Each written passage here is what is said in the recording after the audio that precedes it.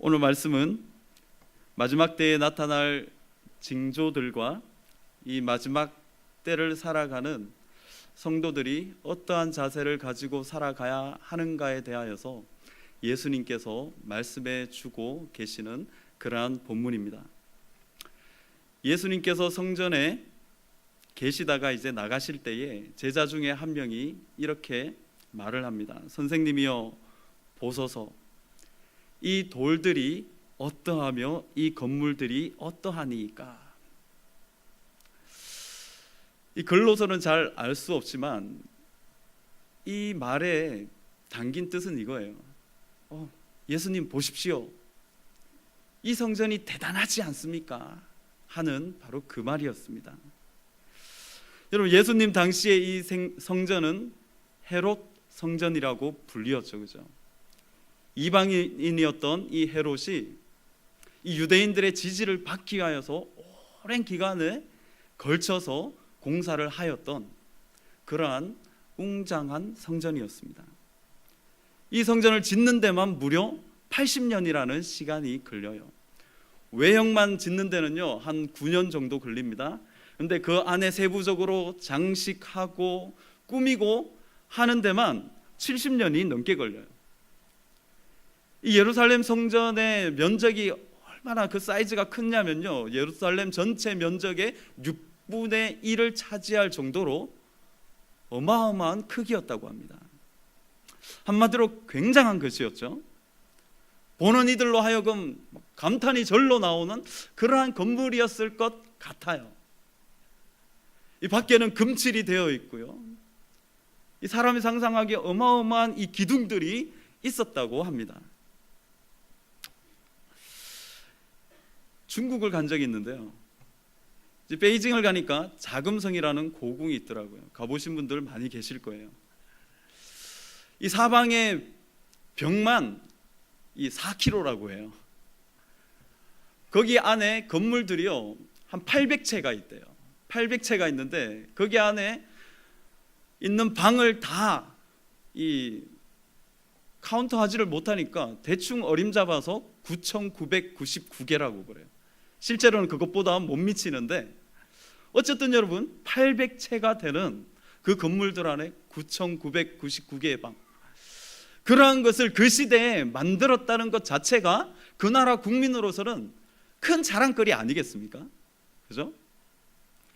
지금 예수님에게 말을 했던 제자 중 그 한 명이 바로 이러한 마음을 가지고 있었을 거예요. 예수님, 이 성전 좀 보십시오. 끝내주지 않습니까? 하는 거예요. 그런데 예수님은요 그 제자의 말에 전혀 동조하지 않으시고 그 제자의 자존심을 꺾어버리십니다. 뭐라고 말씀하십니까? 오히려 그 성전의 멸망을 이야기하십니다. 네가 이 큰 건물들을 보느냐? 돌 하나도 돌 위에 남지 않고 다 무너뜨려지리라. 제자들이 다 듣고 깜짝 놀랐을 거예요. 아니, 예수님 도대체 무슨 말씀하시는 거냐고. 이것을 우리 민족이 어떻게 해서 지금 지었는데 이것이 없어지는 것을 상상도 하지 못했던 거예요. 오랫동안 정성스럽게 지으시고 보는 이들로부터 명성을 쌓고 있었던 이 성전은 절대로 무너질 수 없다라는 것이 그들 마음에 지배하고 있던 생각이었어요. 아니, 절대로 무너져서는 안 된다는 것이 그들의 마음이었을 것입니다. 성전에 거하시는 하나님이 아니라 성전 그 자체가 그들에게 자랑거리가 되고 있었다는 거죠. 그 성전 볼 때마다 막 자부심이 치솟아 올랐을 거예요. 내가 이 성전 지을 때 한몫했는데, 우리 가족들도 동참했는데, 내가 아는 사람들 가서 공사했는데, 야, 우리 민족 정말 대단해. 그렇게 말하면서 이 성전이라는 웅장한 건물과 자신의 신앙심을 자꾸 매치시키려고 하고 있는 것이죠. 이 건물이 대단한 것처럼 나도 대단하다는 것을 은연중에 나타내려는 심리가 지금 작용하고 있는 것입니다. 그러나 우리 하나님께서는 이러한 성전에 거하실 리가 없죠. 결국은 버림받아서 사람들 발에 짓밟혀 흔적도 없이 사라질 것에 대하여서 지금 예수님께서 예언을 하고 계십니다. 요즘도 있는지 모르겠지만 제가 어릴 때 이 12번 채널에 주한 미궁 방송이 있었어요. 기억하시죠? 그죠? 지금도 있는지는 모르겠습니다. 제가 기억하기로 토요일인지 주일인지는 모르겠지만 주일 아침이었던 것 같아요. 아침마다 미국의 어느 한 교회의 예배 실황을 녹화해서 이 주한 미군 방송에서 방송을 해주었습니다. 중계를 해주었어요. 제 어릴 적에 그 교회를 볼 때 정말 이렇게 화면으로만 보았지만 감탄이 절로 나오는 거예요. 건물의 외벽이 다 유리로 되어 있는 거예요. 그 당시에 이 예배당에 다 들어가지 못하니까 밖에서 예배를 드릴 수 있도록, 그것도 차 안에서 예배를 드릴 수 있도록 그렇게 하면서 밖에서도 같이 예배를 드리고 있더라고요. 예배가 시작되고 이 파이프 오르간에 맞춰서 성가대가 찬양을 하는데 제 어릴 때 듣기로는 천상의 찬양 같았어요. 목사님이 나오셔서 가운을 입고 말씀을 선포하시는데 영어 한마디 못 알아들으면서 그 말씀에 힘이 느껴지는 거예요. 그 교회가 미국 내에서 얼마나 영향력이 있었던지요. 이 대통령 행사에 이 강대상 뒤쪽에 대통령의 바로 옆자리가 그 교회 담임 목사님의 자리더라고요. 제가 알기로 이 교회는요 80년대, 90년대 이 한국 교회의 롤 모델이었습니다. 그 목사님의 책이 불티나게 팔렸고요, 이 강단 위에서 많이 언급이 되기도 했었습니다. 제가 지금 사는 곳과 그 교회가 가까웠어요. 그래서 가서 한번 제가 탐방을 해보았습니다. 갔는데 저는 교회 건물이 하나인 줄 알았는데 하나가 아니더라고요. 자기들 말로는 캠퍼스라 그러는데 거의 공원처럼 그렇게 꾸며놓았더라고요. 제가 갔을 때가 이 성탄절 즈음이었는데요, 성탄절 맞이해서 이렇게 뮤지컬을 하던 그러한 시즌이었어요. 제가 지나가는데 갑자기 뭐가 씩씩 거리는 소리가 있길래 뒤를 돌아보니까요, 근데 이제 동방박사 뮤지컬을 했던 것 같아요. 진짜 낙타 3마리를 데려다 놓고 들어가기를 기다리고 있는 거예요. 제가 그거 보고 깜짝 놀랐어요. 제가 태어나서 낙타 처음 봤거든요. 제가 그 뮤지컬은 못 봤지만 본 사람들이 말을 하더라고요. 그 교회 안에 낙타들이 휘짓고 다니면서 또 사람들이 막 천사가 막 날아다니고 있더라고요. 그렇게 말을 하더라고요. 여러분, 미국 내에서 가장 아름답기로 소문났었고 가장 영향력 있었다라고 했던 그 교회가 지금 어떻게 된 줄 아십니까? 이제 목사님이 개척하셨던 목사님이 은퇴를 하시면서 그 담임 목사님의 자리를 아들에게 물려줬습니다. 아들에게 물려줬는데 별로 인기가 없었던 것 같아요. 그래서 그 아들을 내려앉히고 딸을 담임 목사의 자리로 앉혔습니다. 그러면서 주일 강단을 그 딸에게 맡기더라고요. 그러면서 좀 지나지 않아서 가족들의 비리가 터져 나왔습니다. 그러면서 교회 성도가 떠난다는 소리가 들렸고 재정적인 어려움을 겪고 있다라고 소문이 나고 얼마 후에 그 교회 전체가 가톨릭에 팔렸습니다. 그 교회가 여러분 잘 아시는 크리스탈 처치 수정교회입니다. 로버트 슐러 목사님. 이 교회만큼은 천년만년 있을 것 같은 교회였어요. 그러나 사람들이 건물을 보고는 감탄을 하고 놀랐지만 그 안에 바른 신학이 없었습니다. 바른 예배가 없었습니다. 하나님의 역사하심이 없으니까 하루아침에 그 교회의 존재 자체가 사라져 버리더라는 것이죠. 마땅히 교회는 예수님이 자랑되어져야 하고 우리 하나님과 그분의 일만이 자랑되어져야 하는데 엉뚱한 건물이 자랑되어지고 사람이 자랑되어지고 영향력이 자랑되어지니까 하나님께서 그 교회 문을 닫게 하시더라는 거예요. 성도 여러분, 우리 내일 교회는 예수님만 자랑하시는 교회 되시기를 원합니다. 예수님과 우리 예수님의 그 십자가의 복음만 증거하시는 교회 되시기를 원합니다. 또 주님의 이름만 높여드리고요, 하나님의 그 위대하심만 찬양하는 우리 성도님들 되시기를 소원합니다. 여러분, 이렇게 되기 위해서 우리가 꼭 기억해야 될 것이 한 가지 있습니다.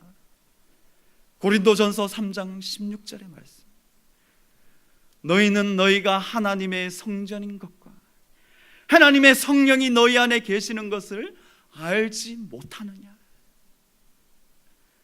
우리 자신이 성전이라는 거예요. 성령님께서 우리 안에 내주하시는 우리 자신이 성전이라는 것이죠. 예수님께서 이 땅에 오셔서 죽으셨다가 다시 부활하심으로 옛 성전을 무너뜨리시고 새 성전을 세워주셨는데, 그 새 성전이 바로 우리 믿는 성도들이라는 것이죠. 우리는 이제 더 이상 양과 염소와 송아지의 피로 예배드리지 않습니다. 신령과 진정으로 예배드립니다. 성령과 말씀 안에서 하나님 아버지께 예배드리는 자들이 되었습니다. 근데 고린도전서 3장 17절에 이어서 이렇게 말을 합니다. 누구든지 하나님의 성전을 더럽히면 하나님이 그 사람을 멸하시리라. 하나님의 성전은 거룩하니 너희도 그러하니라. 하나님을 모시는 이 성전이 더럽혀지면 안 된다는 것이죠. 정결케 되어져야 하고 날마다 새롭게 되어져야 하고 새로운 생명으로 꿈틀거리고 있어야 할 이 새 성전인 우리의 심령, 이 우리의 심령이 지금 무엇으로 채워져 있는지 우리는 날마다 살펴보아야 한다는 것이죠. 헛된 것으로 채워져 있지는 않습니까? 하나님이 기뻐하시지 않는 그러한 모습들이 있지는 않습니까? 나의 말과 나의 뜻과 생각 가운데, 나의 행실 가운데 성전이 거하시는 그 새 성전과 어울릴 만한 그러한 말과 행실들이 있는지 우리는 살펴보아야 할 것입니다. 말씀을 준비하면서 하나님께서 한 찬양을 떠올리게 하시더라고요. 그러시면서 이 찬양을 하시는데 은혜를 많이 주셨습니다. 이런 찬양입니다. 주여 나를 고치소서, 새롭게 만드소서. 주여 나를 빚으소서, 주님의 형상으로. 내 안에 있는 모든 더러운 죄 씻어 주시옵소서. 오 주님, 이전 것은 지나고 새 피조물 되도록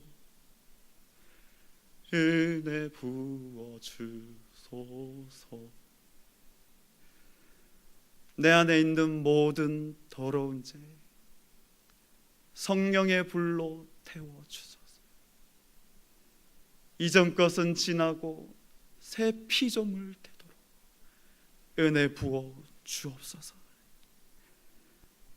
성령을 모시고 살아가는 여러분들, 날마다 주님 앞에 나아가서 나의 심령 새롭게 하여 달라고 간구하셔야 합니다. 주님께서 주님의 형상으로 날마다 새롭게 나를 빚어주시도록 우리 자신을 계속해서 주님 앞에 내어드리고 말씀에 순종하면서 나아가야 할 것입니다. 그러면 계속해서 우리 마음에 사단이 시험하는 것 있죠. 네가 네 모습을 보고도 네가 거룩해질 수 있다고 생각하느냐? 성령께서 내 안에 계실 거라고 생각하느냐? 네가 한 짓을 둘러보아라고 그럽니다. 그렇지만 여러분, 분명히 기억하십시오. 우리 안에 성령께서 거하시게 된 것 우리의 노력이었습니까? 우리의 힘이었습니까? 그것이 우리의 공로였습니까? 그렇지 않지 않습니까? 십자가에서 흘려주신 예수 그리스도의 보혈 가운데 믿음으로 우리를 자녀 삼으시고 우리 가운데 성령을 허락하여 주시지 않았습니까? 여러분, 우리는 믿음으로 하나님 앞에 나아갑니다. 믿음으로 십자가를 붙잡습니다. 결코 우리 자신의 의로움으로 성령님께서 계신 것이 아닙니다. 그렇기 때문에 여러분, 내 안에 낙심할 모습이 보이고 때로는 실망하는 모습이 많이 있다 할지라도 우리는 다시 한번 믿음으로 주님 앞에 나아가야 하는 것이죠. 주님, 나를 불쌍히 여겨주십시오. 십자가의 보혈로 나를 다시 한번 정결케 하여 주시옵소서. 하나님의 뜻을 구하며 주님 앞에 나아가야 하는 것입니다. 그렇지 않으면요, 우리도 사라져버릴 운명에 처할 수밖에 없다는 것을 우리는 기억해야 할 것입니다. 예수님과 제자들이 감난산에 올라갑니다. 올라가서 앉았을 때 베드로와 야고보와 요한과 안드레가 조용히 예수님께 왔습니다. 와서 이렇게 묻습니다. 이런 일이 어느 때에 있겠습니까? 이 모든 일이 이루어지려 할 때에 또 무슨 징조가 있겠습니까? 그렇게 질문했을 때 우리 예수님께서 이 성전의 멸망과 함께 마지막 때에 일어날 일들에 대하여서 몇 가지 말씀을 해주십니다. 이것에 대해서는 다른 복음서도 한번 참조를 하시기 바랍니다. 첫 번째는 미혹하는 자들이 많아질 거라고 합니다. 5절 6절을 보시니까 너희가 사람의 미혹을 받지 않도록 주의하라. 많은 사람이 내 이름으로 와서 이르되 내가 그라하여 많은 사람을 미혹하리라. 여러분, 예수님께서 승천하신 이후에 이 땅에 재림주가 엄청나게 많이 왔다는 것 알고 계시죠? 그죠? 예. 아직도 자기가 예수라고 그렇게 떠들고 다니는 사람이 많다고 합니다. 그런데 여러분, 문제는 뭐냐 하면요, 그들이 문제가 아니라 그들을 따르는 사람들이 너무 많다는 것이 문제입니다. 굉장히 많습니다. 굉장히 많아요. 선교지마다 지금 문제가 되고 있는 것이요, 복음의 문이 열리면 교회가 들어간과 함께 이단들이 같이 들어가고 있습니다. 아직까지 그 선교지에는 신학적으로 정립되어 있지 않는 그 틈을 타서 이단들이요 물량 공세를 하고 있습니다. 그러니까 지금 선교사님들은요 거기에 가서 현지인들과 씨름하는 것이 아니라 이단들과 함께 씨름하고 있는 것을 제 눈으로 목격하였습니다. 마지막 때에 미혹하는 영들을 조심해야 하죠. 말씀 위에 바로 서 있어야 합니다. 무엇이 하나님의 뜻인지, 무엇이 하나님께서 원하지 않는 일인지 분별할 수 있는 능력이 우리에게 있어야 된다는 것입니다. LA에 한 교회가 있었어요. 한국에 이제 모교회를 둔 이민교회였는데요, 이단 시비가 늘 있던 교회였어요. 2, 3년 전에 2년쯤 되었나요? 이 교회에서 어떤 일이 있었냐면 이제 곧 LA 쪽에 대재앙이 닥친다는 거였어요. 그래서 그들이 기도 응답을 받았는데 2년 전쯤 어느 몇 월 달에 이 지역이 이제 완전히 저주를 받아서 없어진다는 거였어요. 그래서 그들이 어떻게 했는지 아세요? 그들이요, LA 쪽이 미국의 서부 쪽이거든요. 집 팔고 교회 다 팔아서요 정반대 쪽인 동쪽으로 다 가버렸어요. 여러분, 잘못된 신념을 가진 사람들이 여러분 그 신념을 얼마나 굳게 잡고 있는지, 너무 어리석다는 것을 알고 있으면서도요 따라가는 자들이 많다는 거예요. 미혹하는 영을 조심하셔야 됩니다. 자, 두 번째, 마지막 때에 나타날 징조를 말씀하시는데요, 끊이지 않는 전쟁의 소문이 있을 거라고 하세요. 8절을 보시면 민족이 민족을, 나라가 나라를 대적하여 일어나겠고, 1차 대전 때 1000만 명 정도가 사망했다고 해요. 2차 대전 때 7천만 명 정도가 사망했다고 해요. 이제는 이 사상과 이념을 넘어서 종교로 말미암은 전쟁이 예고되고 있습니다. 그래서 마지막 때에는 이 기독교와 이슬람의 큰 전쟁이 있을 거라고 많은 사람들이 예상을 하고 있습니다. 전쟁은 더욱더 무자비하게 그 양상이 치닫고 있습니다. 이제는 사람을 죽이는데도 전혀 양심의 가책을 받지 않습니다. 주의 경고를 듣지 않고 있습니다. 그러한 소문을 지금 우리가 듣고 보고 있다는 거예요. 세 번째 또 말씀하십니다. 지진과 기근과, 마태복음에 보니까 전염병이 포함되어 있더라고요. 또 무서운 일과 하늘로부터의 큰 징조들이 있을 거라고 합니다. 근래 들어서요, 강도 5.0의 이상의 지진이 더욱 자주 발생하고 있습니다. 지금 캘리포니아에 지진이 났죠. LA 지역의 빅1 큰 것이 하나 지금 올 것이라고 지금 사람들이 계속 불안해하고 있습니다. 제가 미국에 있을 때 한 4-5차례 지진을 경험했거든요. 혹시 지진 경험해 보셨습니까? 이게 지진을 경험해 보신 분들은요, 제일 무서운 게 지진이라고 합니다. 갑자기 흔들리면요, 피할 데가 없어요. 피할 데가 없어요. 그럼 우리가 TV로 보면 흔들릴 때 빨리 나가면 되지 않겠나 하는데요, 흔들리면요 마음이 떠나버리고 없어요. 멘붕 상태예요. 그냥 어떻게 해야 될지를 몰라요. 근데 지진이 주는 유익이 하나 있어요. 뭐냐면요, 한 번씩 흔들고 지나가면요, 사람들이요 진지하게 인생에 대해서 생각을 해봐요. 이거 진짜 한순간이구나 하는 것을 느끼게 돼요. 똑바로 살아야 되겠다 하는 것을 생각하게 돼요. 근데 그러한 유익함이 있음에도 불구하고 저는요, 솔직하게 말씀드려서 그러한 유익 더 이상 맛보고 싶지 않아요. 지진 없었으면 좋겠어요. 매년 6천만 명 이상이 먹는 문제로 고통을 받고 있습니다. 치료약이 없는 전염병으로 많은 사람들이 죽어가고 있습니다. 이상기후와 지구온난화와 생태계 파괴, 이러한 것들이 더더욱 큰 이슈가 되고 있습니다. 주님께서 말씀하셨습니다. 마지막 때에 나타날 징조들이라. 이러한 것을 보면서 우리는 주님께서 오실 날이 멀지 않았다는 것을 느낄 수 있어야 하는 거죠. 네 번째로 또 예수님 말씀하십니다. 박해하는 일이 있을 거라고 합니다. 9절을 보십시오. 사람들이 너희를 공회에 넘겨주겠고 너희를 회당에서 매질하겠으며 나로 말미암아 너희가 권력자들과 임금들 앞에 서리니 이는 그들에게 증거가 되게 함이라. 복음 때문에 핍박받고 순교당하고 있는 사람들이 지금도 지구상에서 너무 많다는 거죠. 여러분 기도해 주셔야 됩니다. 지금 나이지리아의 이슬람 교도들로부터 핍박당하고 순교당하고 있는 크리스찬 성도들을 위하여서 기도하셔야 돼요. 우리는 지금이 어느 때인데 아직까지 그런 일이 있는가 하지만 그런 일이 아직까지 있습니다. 중국 지하교회 성도들을 위하여서 기도하셔야 됩니다. 문이 많이 열렸다라고는 하지만요, 제가 듣는 소리로는 동북 삼성에 CCTV가 다 설치되었답니다. 마음만 먹으면 공안들이요 다 찾아낼 수 있도록 지금 만들어가고 있다는 거예요. 지금은 살며시 놔두지만 그들이 마음만 먹으면 다 잡아서 어떻게 핍박할지 아무도 모른다는 거죠. 북한의 지하 성도들을 위하여서 여러분 기도해 주셔야 됩니다. 이러한 일들이 더더욱 조직적으로 앞으로 일어날 것이라는 거죠.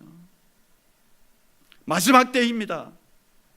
미혹하는 자들이 넘쳐나고 있습니다. 전쟁의 소문이 끊이지 않고 있습니다. 지진과 기근과 전염병이 있습니다. 박해하는 일을 볼 때에 마지막 때가 가까웠구나는 것을 우리는 본능적으로, 성도의 본능으로 그것을 깨달을 수 있어야 한다는 거죠. 많은 사람은 그러면 또 이런 의문을 가집니다. 아니 이런 일들은 옛날부터 있어 왔지 않습니까? 맞습니다. 옛날부터 있어 왔지만 예수님께서 말씀해 주신 이 징조들이 동시다발적으로 지금만큼 고조되었던 때는 없었다는 것입니다. 이 징조들을 보시고 못 믿으시겠다면 사람들을 보십시오. 지금만큼 복음이 온 천하에 전파되어져 있고 이렇게 교회가 많은데 이렇게 하나님을 배도하는 일이 많은 때가 있었습니까? 사람이 사람을 더 이상 믿지 못하고 사람에게 가장 무서운 상대가 사람이 되고 있는 이때가 있었습니까? 예수님께서는요, 마태복음에 보니까 인자의 임함을 노아의 홍수의 때로 비유하고 계시더라고요. 홍수가 나기 전에 노아가 방주에 들어가기까지 사람들이 먹고 마시고 장가들고 시집가고 있었는데 홍수가 나서 그들이 멸망할 때까지 그것을 깨닫지 못하였다라고 그렇게 말씀하셨습니다. 여러분, 마지막 때에 대하여서 아직 실감을 못하시는 분들, 예수님께서 말씀하시는 거 듣고 뭘 느끼십니까? 아니, 먹고 마시고 장가들고 시집가는 게 뭐가 나쁜가? 그죠? 사람의 기본적인 삶이잖아요. 나쁜 거라고 생각해 본 적 한 번도 없습니다. 근데 예수님께서 말씀하신 요지는 뭐냐 하면 삶의 가장 기본적인 것에서부터 인생의 구체적인 모든 영역에까지 하나님 뜻과는 전혀 상관없이 그들이 살아가고 있다는 것을 말씀하고 있는 것입니다.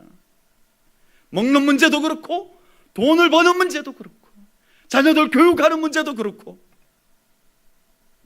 가정에서는 가정대로, 직장에서는 직장대로, 교회는 교회대로 전부 다 자기의 뜻만 쫓아서 살아가고 있는 그런 모습을 보여주고 있다는 겁니다.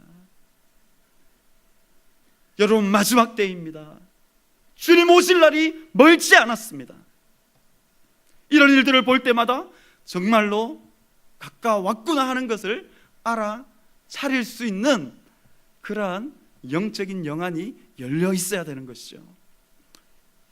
제가 말씀을 부드럽게 하기 위해서 마지막 때라고 자꾸 말씀을 드립니다.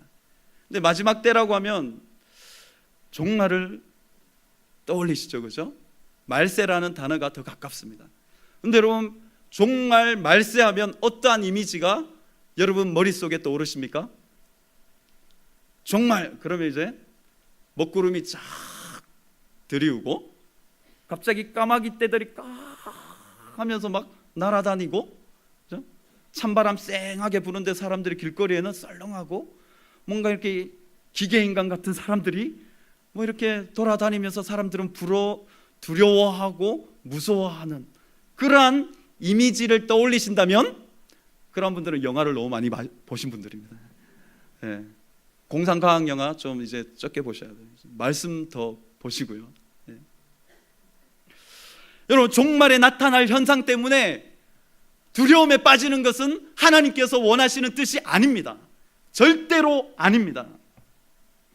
사탄은 말세의 징조와 증거들을 보여주면서 이렇게 외칩니다. 봐라, 두렵지 아니하냐? 끔찍할 거야. 야, 너희가 당할 고통 상상도 못할 거야. 얼마 전에 미국의 교회에서는요, 이 베리칩이라는 그것에 대한 두려움이 한번 휩쓸고 지나간 적이 있습니다. 이게 뭐냐면요, 이제 작년 연말부터 이 미국의 의료보험법이 바뀌었습니다. 그래서 한국을 따라서 국민 전체가 의무적으로 이제 나라에서 운영하는 그 의료보험에 가입하도록 했거든요. 근데 거기에서 엉뚱한 소문이 나기를, 무슨 소문이 났냐면 이제 정부에서 그렇게 필수로 가입하게 하고는 그 가입하는 사람들에게 이 조그마한 마이크로칩을 이 손목 가운데 심을 거라는 거예요. 심어서 모든 이 사람의 신상 정보가 이제 이 그 칩 안에 다 들어가 있고 모든 결제 시스템이 그걸로 다 된다라고.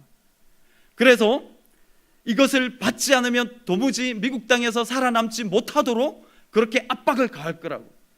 그 대상들이 주 표적들이 크리스찬들인데 그러면서 인터넷에 막 사진을 찍어서 올립니다. 국가재난통제본부에서 이 기독교인들을 핍박해서 이 사람들을 나중에 다 죽여가지고 나중에 묻으려고 플라스틱 관을 준비해 놓고 있다고. 진짜로 실제로 그 관들을 막 찍어가지고 인터넷에 올리는 것이죠. 그러한 소문을 듣고 그러한 사진들을 보면요, 막 두려워해요. 성도들이 막 두려워해요.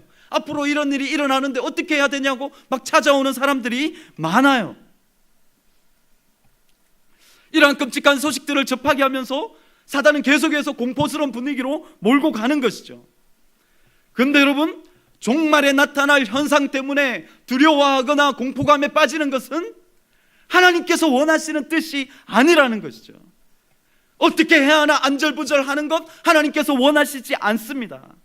물론 환난의 때에, 배도의 때에 고통당하는 일이 많아질 수 있습니다. 믿음 지키며 살기가 더더욱 어려워질 수 있습니다. 그런데요, 그러한 말세의 때에 당할 환난과 핍박이 있지만 그때 오히려 하나님께서 믿는 성도들에게 허락하여 주시는 축복과 은혜가 있는데, 그것이 뭐냐 하면, 그렇게 어려운 때에 하나님께서는 더욱더 가까이 성도들을 만나 주신다는 겁니다. 위기의 때가 오히려 기회가 된다는 것을 우리에게 가르쳐 주고 계시는 것이죠. 그래서 11절에 보시면, 사람들이 너희를 끌어다가 넘겨줄 때에 무슨 말을 할까 미리 염려하지 말고 무엇이든지 그때에 너희에게 주시는 그 말을 하라. 말을 하는 이는 너희가 아니오 성령이시라고 예수님께서 친히 우리에게 말씀해 주십니다. 성령께서 그때에 너희와 우리와 함께 해주시겠다고 약속해 주시는 것이죠. 그분은 우리를 성전 삼으시고 우리 안에 내주하시며 이 마지막 때에 살아가는 우리들에게 끊임없이 그분의 음성을 우리에게 들려주고 계십니다. 두려워하지 마라. 이것은 마지막이 아니라 새로운 시작이다. 이것은 죽음이 아니라 새로운 생명이 시작되는 때이다라고 말씀해 주고 계시는 것이죠. 말씀을 통하여 우리에게 시시때때로 각인시켜 주고 계십니다. 누가복음 21장 17절 18절에 우리 예수님이 이렇게 말씀하세요. 또 너희가 내 이름으로 말미암아 모든 사람에게 미움을 받을 것이나 너희 머리털 하나도 상하지 아니하리라. 세상의 미움이 커지고 환난과 핍박이 거세질 것이지만 그럴수록 우리 주님은 우리를 더욱더 안전하게 지켜주시겠다고 약속해 주고 계십니다. 저는 이 너희 머리털 하나도 상하지 아니하리라 이 말씀을 대할 때마다 이 풀무불 속에 들어간 다니엘의 세 친구들이 생각이 나요. 그들이 금신상에 절하지 않겠다고 결단했을 때 그들이 풀무불 속에 들어가잖아요. 그때 그들에게 어떤 일이 일어났습니까? 성경을 보니까 불이 능히 그들의 몸을 해하지 못하였고 머리털도 그을리지 아니하였고 겉옷빛도 변하지 않았고 불탄 냄새도 없었더라. 그들이 죽기를 각오하고 그리 아니하실지라도라고 외치면서 끝까지 믿음을 지키기로 결단하였을 때 그들은 풀무불 속에서 하나님의 은혜를 경험하는 그러한 축복을 누리게 된 것입니다. 여러분, 마지막 때는요 하나님을 더 가까이 만나는 때입니다. 비록 우리가 믿기 더더욱 어려운 때이기는 하지만 그때는 은혜의 때입니다. 회복의 때입니다. 생명이 넘쳐나는 때가 될 것이라고 우리에게 말씀을 통하여서 가르쳐주고 계시는 것이죠. 마지막 환난 때는 주님께서 우리들과 함께하여 주셔서 머리털 하나라도 상하지 않게 보호하여 주시는 때입니다. 그래서 아까 권사님께서 기도하여 주셨던 것 같이 두려워하지 말라, 내가 너와 함께함이라. 놀라지 말라, 나는 너의 하나님이 됨이라. 내가 너를 굳세게 하리라. 참으로 너를 도와주리라. 참으로 나의 의로운 손으로 너를 붙들리라는 그 약속의 말씀이 이루어지는 때가 마지막 때를 살아가는 이 시대라는 것이죠. 여러분, 주님 오실 날이 가까움을 볼수록 이러한 약속의 말씀을 자꾸 붙드셔야 돼요. 이상하게 현혹하는 말에 넘어가서 그거 어떡하지? 이렇게 된대. 그렇게 해서는 우리 주님께서 들려주시는 음성을 듣지 못하는 거죠. 이 마지막 때에 저는 성도가 가져야 될 자세 몇 가지만 짧게 여러분들과 나누고 말씀을 맺을까 합니다. 한 세 가지인데요. 첫 번째는요, 한번 따라 하실까요? 성령에 민감하라. 한 번 더요. 성령에 민감하라. 여러분, 성령의 세밀한 음성에 귀 기울이셔야 됩니다. 주님께서 들려주시는 음성을 들었을 때에 순종하며 결단하며 나아가는 믿음이 나타나야 합니다. 하나님께서는 때로는 예상치 못하게 우리에게 은혜로운 마음을 허락하실 때가 있습니다. 전혀 내가 기도로 준비하지 못했는데도 왠지 모르게 하나님께서 부르시고 계신다는 느낌을 주실 때가 있습니다. 여러분, 그럴 때는 외면하시면 안 돼요. 거부하시면 안 돼요. 내 생활이 바쁘다 할지라도 좀 내려놓고 하나님께로 나아가셔야 되는 거예요. 골방으로 들어가셔야 하는 거죠. 하나님, 오늘은 무슨 말씀으로 나를 부르실까? 사모하는 마음으로 말씀을 펼쳐 들으셔야 돼요.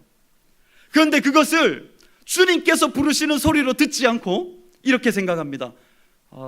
내 몸에 호르몬의 변화가 있나? 이거 갱년기가 오려나? 이거 사람들이 겪는 우울증이 이건가? 때로는 하나님께서 우리의 육체의 변화를 통해서라도 우리를 만나 주시겠다는 하나님의 의지로 받아들이시고, 여러분, 그것을 다른 이유로 찾지 마시고 어떤 일이 막힐 때 하나님께서 부르시는 소리가 아닌가 하고 주님께로 발걸음을 돌이키시고, 형통케 하시면 이것은 나의 노력으로 되어진 것이 아닌데 이것이 하나님의 은혜인가 싶어서 다시 한번 하나님 앞에 나아가시고요. 때로는 하나님께서 사람들과 다 분리시키실 때가 있습니다. 다 분리시키시고 혼자 내버려 둘 때가 있습니다. 그렇게 외로울 때에 눈물 흘리지 마시고 단독자로 하나님 앞에 서서 지금 나에게로 향하신 하나님의 뜻이 무엇인지 다시 한번 점검하며 주님 앞에 나아가야 하는 그러한 성령의 민감함이 우리 모두에게 필요한 것이죠. 여러분, 성령께서 우리 각자에게 예비하신 때와 방법이 있습니다. 동일하지 않습니다. 어떤 사람은 더 기다려야 될 수도 있습니다. 그렇지만 여러분, 그 주님의 음성에 귀 기울이시며 기다리시며 나아갈 때 하나님 반드시 우리를 만나 주신다는 사실이죠. 성령에 민감하십시오. 두 번째는요, 끝까지 견디며 인내하시라는 겁니다. 끝까지 견디며 인내하셔야 됩니다. 13절에 또 너희가 내 이름으로 말미암아 모든 사람에게 미움을 받을 것이나 끝까지 견디는 자는 구원을 받으리라. 참고 견디는 자에게 복이 있습니다. 인내하는 자가 약속하신 것을 받습니다. 이 인내는 믿음의 완성을 이루는 것입니다. 히브리서 10장 36절, 너희에게 인내가 필요하면 너희가 하나님의 뜻을 행한 후에 약속하신 것을 받기 위함이라. 잠시 잠깐 후면 오실 리가 오시리니 지체하지 아니하시리라. 우리 예수님께서도 참으셨습니다. 인내하셨습니다. 앞에 있는 즐거움을 위하여서 십자가를 참으시고 부끄러움을 개의치 아니하셨습니다. 이 예수님을 기억하며 지금 나에게 어려운 일들이 닥치고 사람들이 인정해 주지 아니하고 너무나도 고단하고 괴로운 일들이 많이 있지만 여러분, 끝까지 견디고 인내하셔야 됩니다. 내가 하고 싶은 말 다 하시면 안 됩니다. 부부간에, 자녀들 가운데, 순장과 순원들 가운데, 교역자와 성도들 가운데 여러분, 하고 싶은 말 다 하시면 안 됩니다. 그것은 주님의 뜻을 이루어드리는 길이 아닙니다. 내가 하고 싶은 것 다 해서도 안 됩니다. 내가 보고 싶은 것 다 보아서도 안 됩니다. 절제하셔야 됩니다. 참으셔야 됩니다. 끝까지 인내하심으로 믿음의 열매를 맺으시는 내일교회 성도님들 되시기를 원합니다. 세 번째는 깨어있으라는 겁니다. 마지막 세 번째는 깨어있으라는 건데요, 우리가 읽지는 않았지만 예수님께서 이 마지막 때의 징조에 대해서, 성도의 자세에 대해서 말씀해 주시며 결론적으로 말씀해 주시는 부분이 마가복음 13장 32절부터 37절까지 나오는데 이 말씀의 결론 부분에 그날과 그때는 아무도 모른다, 천사들도 모르고 아들도 모르고 오직 아버지만 아신다고 하시면서 33절부터 37절까지요 계속해서 반복해서 같은 표현을 하십니다. 33절에 주의하라, 깨어있으라. 34절에 깨어있으라 명한과 같다라고 하십니다. 35절에 그러므로 깨어있으라고 합니다. 37절을 보십시오.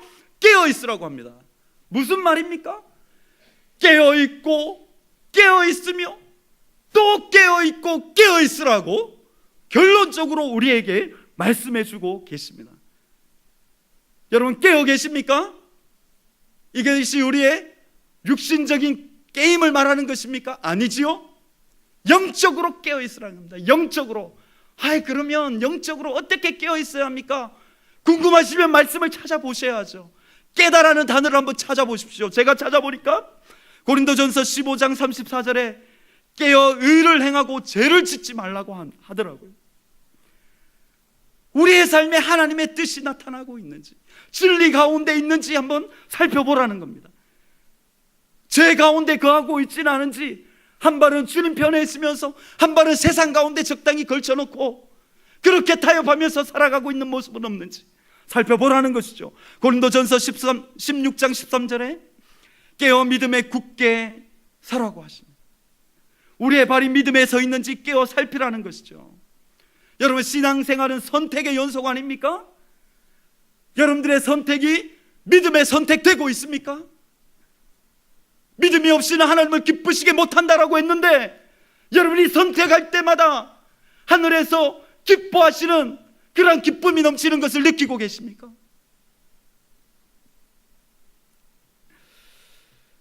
또 한 가지 깨어 있어야 될 것이 있습니다. 앞선 두 가지보다 저는 이것에 더욱더 깨어 있으라고 권면을 드리고 싶습니다. 골로새서 4장 2절의 말씀입니다. 기도를 계속하고 기도에 감사함으로 깨어 있으라. 여러분, 마지막 때를 준비하며 살아가는 성도의 삶은요, 기도에 감사함으로 깨어있는 삶입니다. 성도의 삶에서 기도를 제외하고는 성도의 삶을 설명할 수가 없습니다. 여러분, 기도할 때 여러분들에게 어떠한 일이 일어났습니까? 기도할 때 하늘문이 열리지 않았습니까? 기도할 때 우리에게 연약한 마음을 바꾸셔서 담대한 마음을 주시지 않았습니까? 기도할 때 미움과 증오가 사라지고, 기도할 때 우리에게 품을 수 있는 마음을 하나님께서 허락하시지 않으셨습니까? 기도할 때 우리의 비전이 더욱더 구체적으로 분명하게 되어지고, 기도할 때 이것을 결단하며 가겠노라고 그렇게 주님 편에 서지 않았습니까? 나의 삶 속에 임재하시는 하나님의 은혜로 말미암아 기도에 감사함으로 깨어있는 삶이 마지막 때를 살아가는 성도의 삶인 줄로 믿습니다.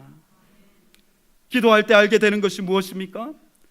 주님 오실 날은 모르지만 가까워왔다는 것을 알게 되어집니다. 가까워왔지만 두려워하는 것이 아니라 이때가 오히려 하나님을 만날 때인 줄로 알고, 은혜의 때인 줄로 알고, 하나님 앞에 더욱더 힘써 말씀과 기도로 주님 앞에 나아가는 기쁨을 누리는 때가 바로 이때라는 것이죠. 그래서 기도할 때 여러분들의 입술이요, 주님, 저는 아직 준비가 덜 되었습니다. 주님, 조금 천천히 오시면 안 될까요? 이러한 기도가 아니라, 아멘, 주 예수여 어서 오시옵소서. 주님, 제가 지금까지 기다렸습니다. 주님이 마지막 때 하나님을 더 가까이 만날 수 있는 그 영광을 우리에게 허락하여 주시옵소서. 지금은 비록 힘이 들고 어려운 상황의 연속이지만 주님께서 주신 그 비전 붙잡고 땅끝에서 주님께 올려드릴 그 마지막 열매를 준비하며 주님, 제가 한 걸음씩 나아가겠습니다. 시간이 흘러서 우리의 겉사람은 후패해질지 모르겠지만 성령의 도움으로 우리의 속은 날로 날로 새롭게 되어지고 있습니다. 주님, 속히 와 주시옵소서.